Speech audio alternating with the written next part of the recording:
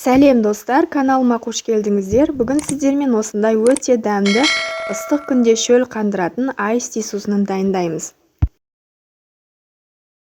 Ең алдымен газымызға 5 литр суды қойып, астын жағамыз.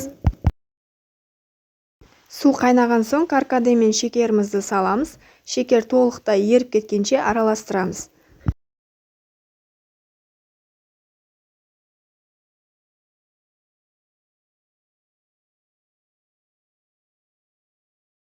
Газымыздың астын баяулатып, енді сусынымызға қосатын жемістерді дайындаймыз.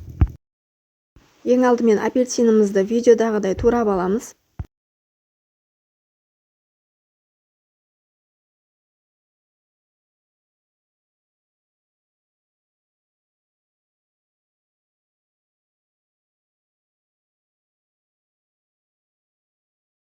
Миятамызды дайындаймыз.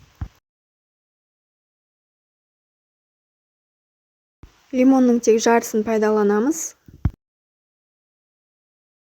Алма біздің сусынымызды өте дәмді етеді.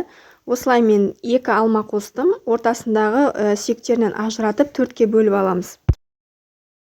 Енді осы жемістердің барлығын суымызға саламыз. Енді газымыздың астын қаттырақ қоямыз, сусынымызды қайнатып аламыз. Толық қайнаған соң газда 2 минут тұрса жеткілікті. Одан соң газдың астын өшіреміз. Одан артық ұстамай-ақ қойыңыздар.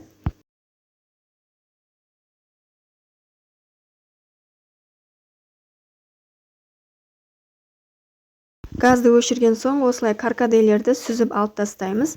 Енді толық суға қалдырамыз.